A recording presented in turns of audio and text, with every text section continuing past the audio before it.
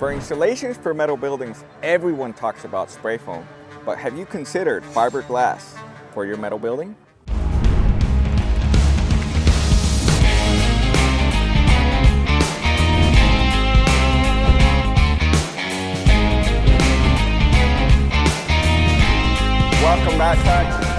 Welcome backpack. This is Adriel from WolfSteel Buildings, and we're out here in the Canyon Lake area, and it's a spectacular, astonishing view. Yes. I'm pretty sure you're showing it right now. You're showing it off, Ed. How you doing, man? Man, I'm doing amazing. Driving up here, you know how I am in love with hills. I love being out in this beautiful nature. And this spot right here, Advil, let me tell you, man, if the viewers aren't seeing it right now, man, the view is insane for sure. That's what I'm jealous about. Austin area, Canyon Lake area, Wimberley, San Marcos, all this area, just the hills. It's just a spectacular view. And I was just speaking with our client, and he's like, man, yeah, in the mornings, like everything, like it's just spectacular here. It's so million dollar view for sure. Oh yeah, absolutely. But hey, the building here is a nice shop. It's definitely for a car guy. For some reason, we work with a lot of car guys and using their shop to work on their cars. I think our client here does like racing, likes racing as a hobby and stuff like that. So it was pretty cool to really connect with, I think it was like a father-in-law. Our client's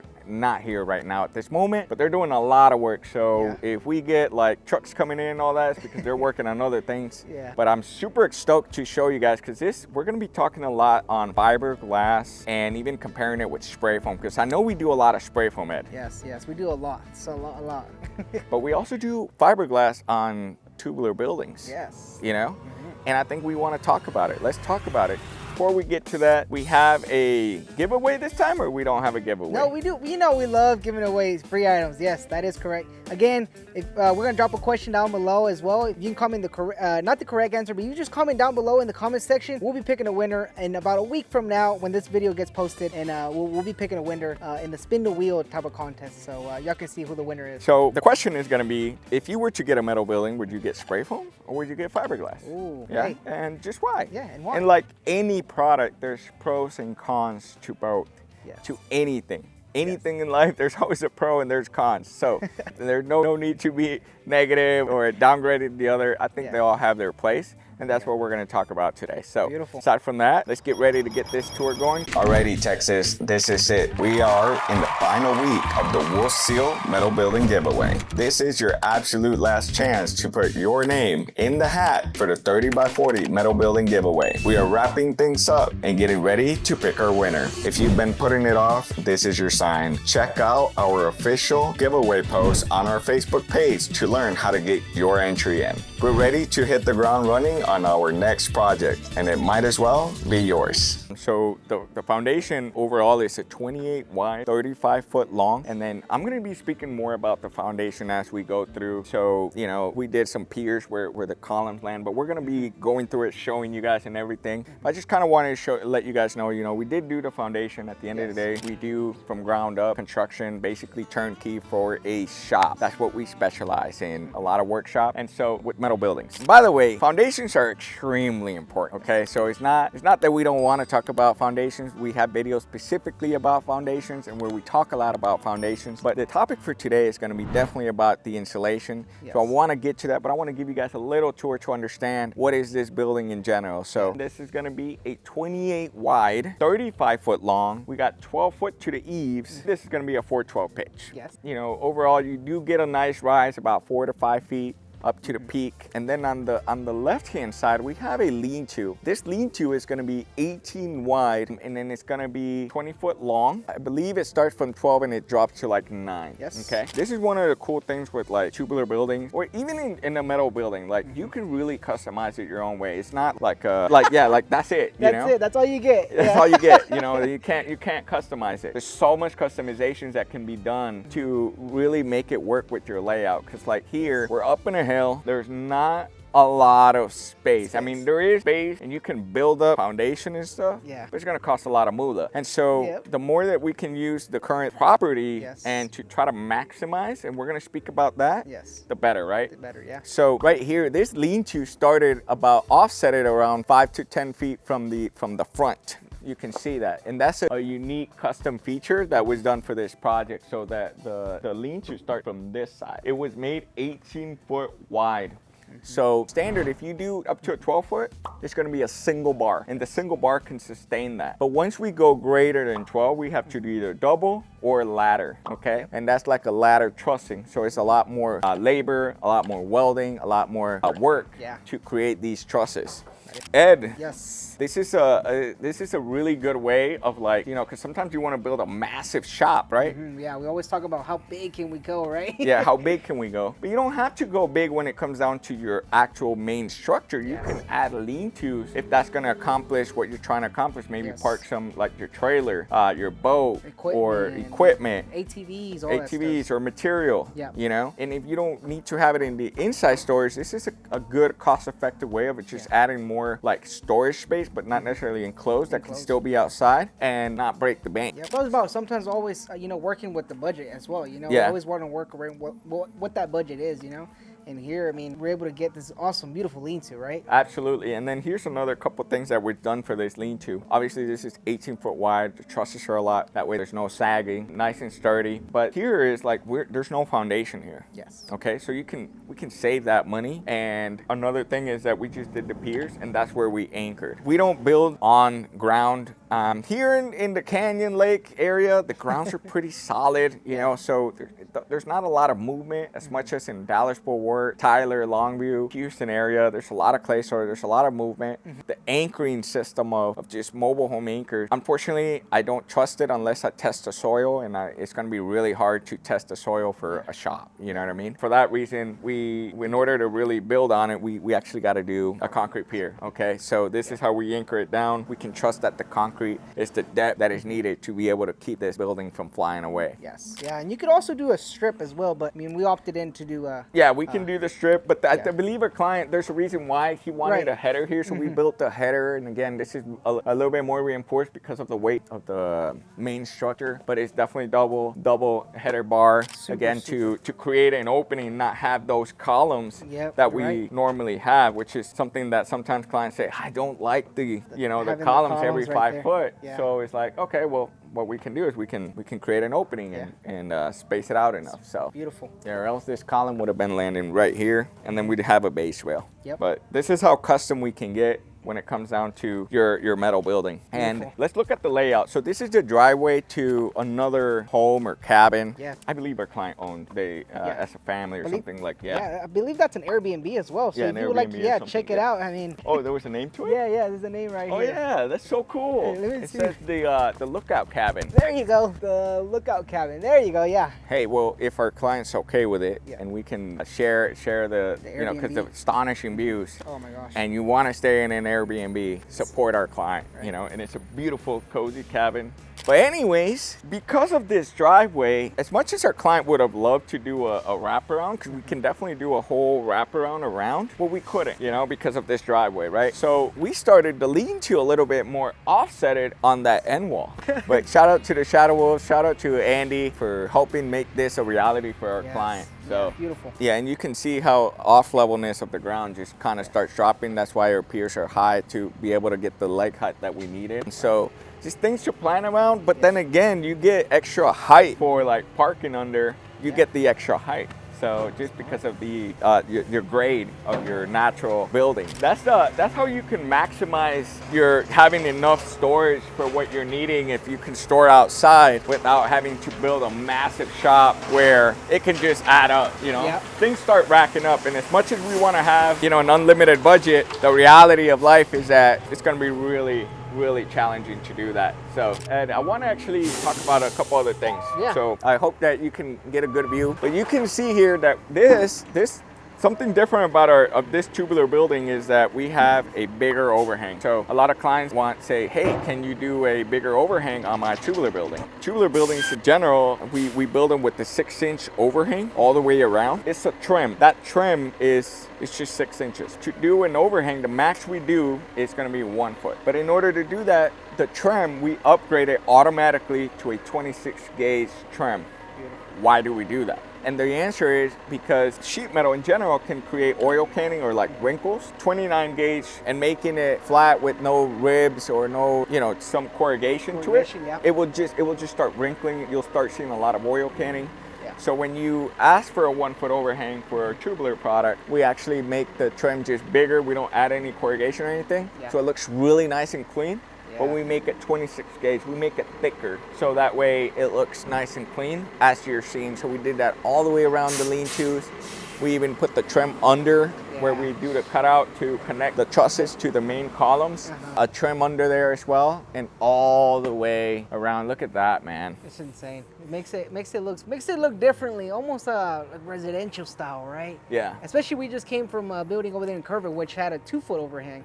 And But that was a weld up. So the 2 foot overhangs and like weld ups and red iron, what we do, our overhang, we actually do a lot more work. Yeah. So we put like a fascia, we put Under a it. soffit. Yeah. It's a lot more intricate. Yeah. So like right now we got the 1 foot overhang, right? But then we got the gutter. Right. Yeah. So that makes it already about a 4. I think it's a 5 or 6 inch. So now we're making a pretty Almost like a good, close to kind of 2 feet. Close. Yeah.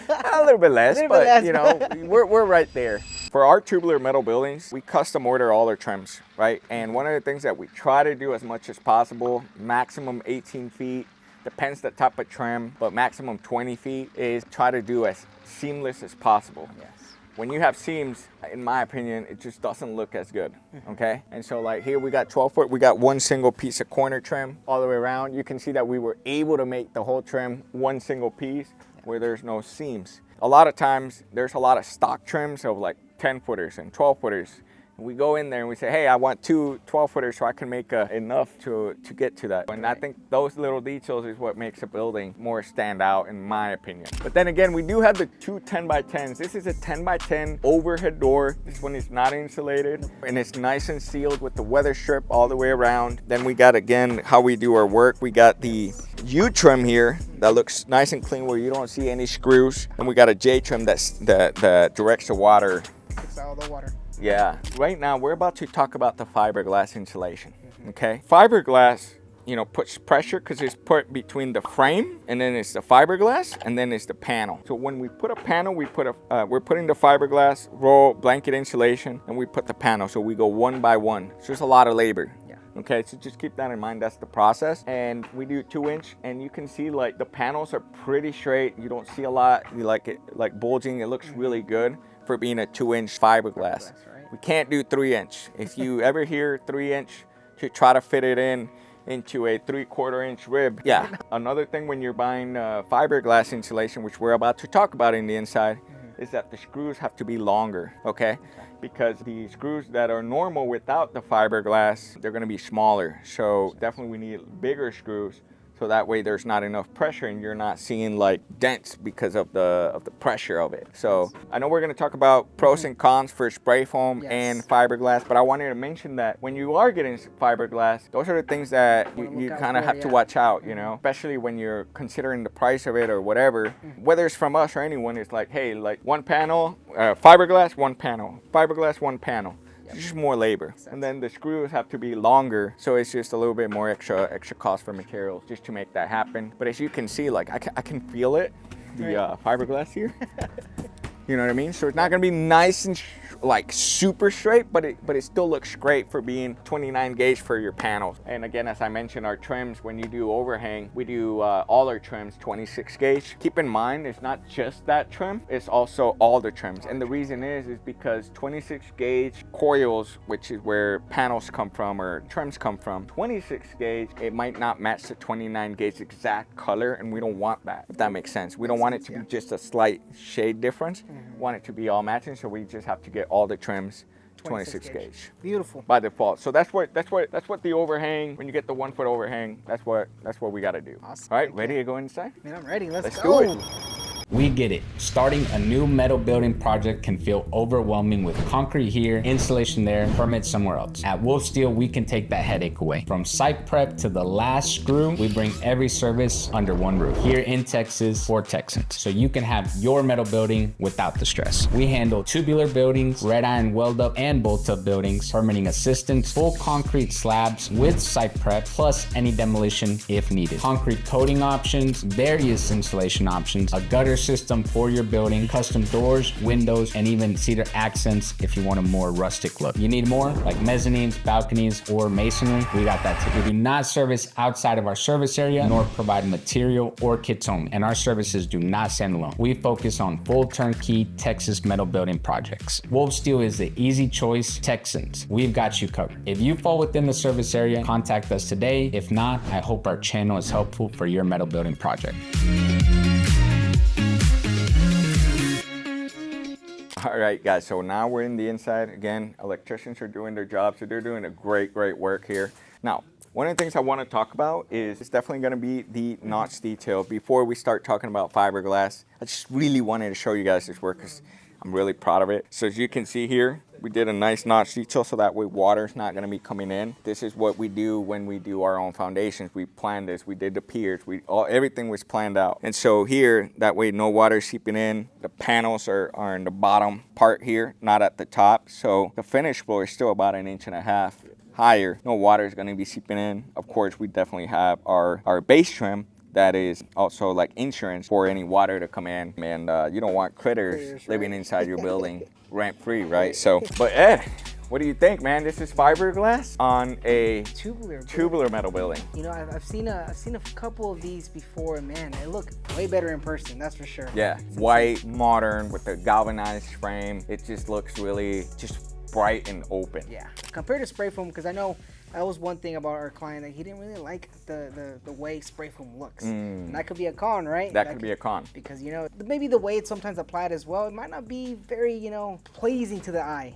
compared to fiberglass. With fiberglass, if you really look at the detail, there's some little wrinkles of it, because it's like a shirt, you know, and you're trying to tuck it in. So definitely, it's not going to be nice. You do as best as you can here. It looks really good, in my opinion, but that's the only negative part, right, as far as the looks of it. Spray foam, when you're spraying on it, it has to do a lot with workmanship. And typically when you have like where you have like obstructions like the tubes, we can get some bulginess. That's what clients sometimes don't like. But one of the pros of fiberglass is how clean it can look. So this is like a vinyl backing.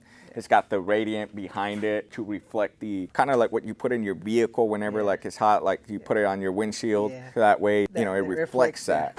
And then obviously then you got the fiberglass, which you've seen is a very common way of insulating residential homes. So, but then again, it's taped. You can feel here like it's taped here. So it's all sealed up. That way you can control the air control, like a vapor retarder, like a moisture control to not have moisture coming in. And that's really important. Yes. One thing I did want to point out, you mentioned clean, you know, keeping it clean, right? That's one thing with the fiberglass. It's a pro. Whenever you do want to remove a panel, right, you're able to remove that fiberglass with it. Compared to spray foam, you can't. You would have to, you know, obviously take out the spray foam and then remove that panel. So it's a whole mess, a whole hassle. Let's talk about that. And that's a topic that, again, pros and cons to each. I love the performance of spray foam.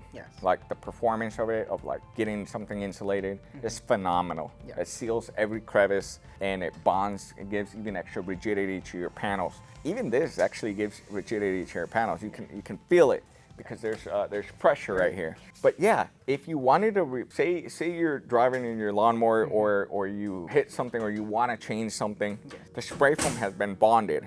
And therefore, in order to change your panel, you have to, you know, take off the panel and take off the spray foam and then respray it again. Does that make sense? Especially if you do interior walls and you got drywall, you're gonna have to take out the drywall to be able to spray foam after you replace the panel. Does that make sense? Makes sense, yeah. Here, this is not bonded. If you have interior walls or whatever, cabinets or, you know, doing whatever here, you just go outside, you change that panel and and that's it. You slap on a new one and that's it. So as far as like maintenance, fiberglass is gonna beat that.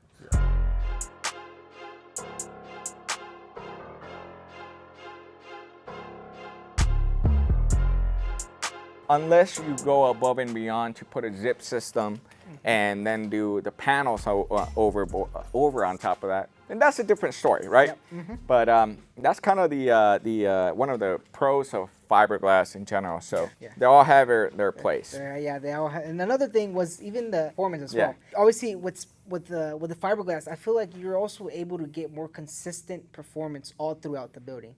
Compared to spray foam, when you have to spray it, some areas might get a little bit oversprayed than others, right? Yeah, in a way, because one of the beauties of like spray foam, I mean, it's just debatable. It's a very debatable topic.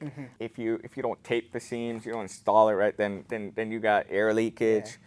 Spray foam, like you just can't, you can't fail it. You know, it's like you're gonna see where you leave an open crevice, right? That's a big debate. I think they both, obviously, spray foam. I just really like that it just goes in there and like just seals things very well. Yeah. But one of the cons, so I know one con that I've had from clients is like at the end of the day, this is vinyl backing, but in a way, you know, I could rip this. Okay. If you got kids, they're riding their bicycle and like.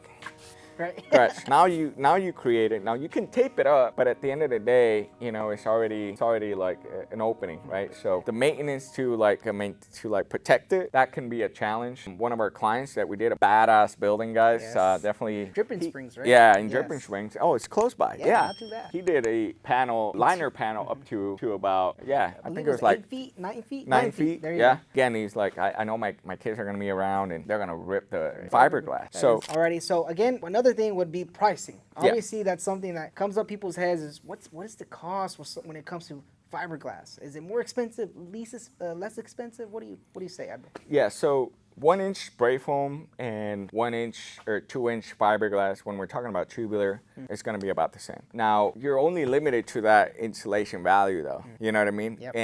And it's not as great as of an insulation value if you're wanting to like make this into like a really really control. As the only con, spray foam, you can go 1-inch, 2-inch, 3-inch. You know what I mean? And you start going 7, 14, 21. You start like really increasing it, and you can definitely do it.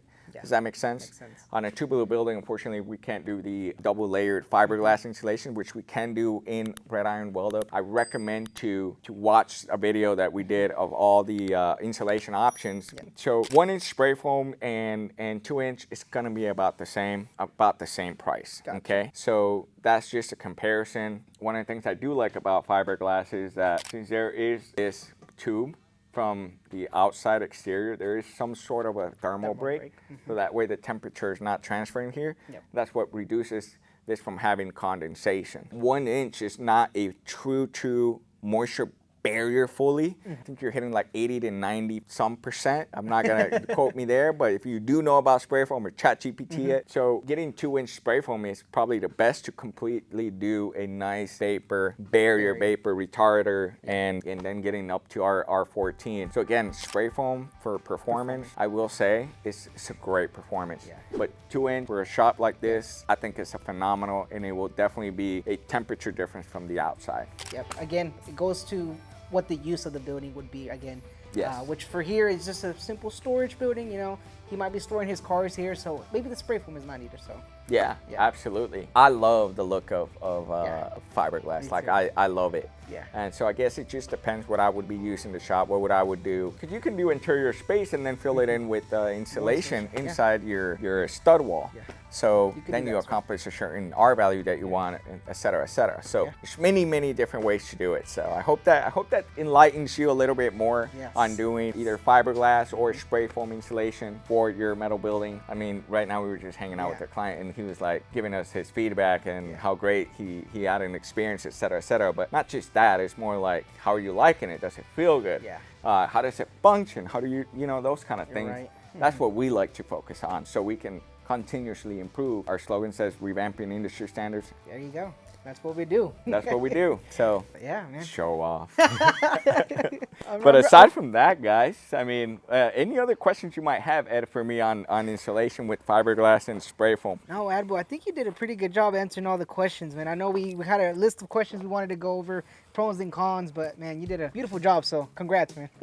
Yeah, no, I really like this building, guys. There's a lot of little detail things, like again, how offset the lean-to is, offset on the back, the 1 foot overhang. Like, take a look at that. Like, and then another thing is the black and white. You just can't go wrong with black and white, man. It's a beautiful combo. You know, Yeah. You can't really say much, but it's very popular and we love it here at WolfSteel. So I will say about 40% of our builds last year now, it's about 30%, somewhere around there. I think 35%. The gray and black started to compete too. Yeah. So, but guys, aside from that, don't forget to like, share, and subscribe. Yes. And don't forget, I don't know when this is being released. Yes. We did have a building giveaway. Yeah. Not sure, probably It already might be, gave it's away. over- But if you're still in time, check out our social media. There's all the information there. But aside from that, guys, we'll see you guys in the next one. Alrighty, Pack, it's giveaway time. For those who checked out our previous video, Adwood dropped a question at the beginning of the tour, and that question was, what feature or accessory would you never skip on for your metal building?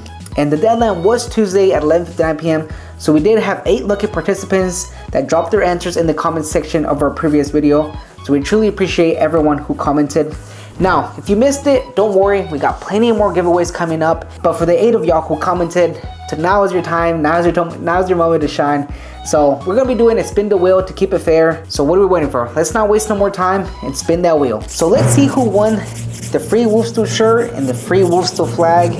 And the winner is Gary Hagler 4991. Congratulations, Gary. You are the giveaway winner of the free WolfSteel shirt and the free WolfSteel flag. So make sure you send us a message and we can get you taken care of. And we'll also be reaching out in the previous video where you left your comment. And to everyone who participated, we appreciate y'all. If y'all didn't win this time, don't worry. Again, like I mentioned earlier, we're gonna have plenty of more giveaways coming up. So stay tuned for those. But again, Pack, thank you for always watching our videos and tuning in. We'll see you in the next one. What's up, Pack? Remember to stay up to date with everything that we're up to by checking out our social media. You can find us at WolfSteel Buildings for behind the scenes action. We share our latest projects, update on what the team is working on, and all the exciting progress happening in real time. Don't miss out on the action, and remember to give us a follow. We're in National Frame Builders Association event, the expo here in Oklahoma City. These guys are like little geeks right now. I'm just really curious now.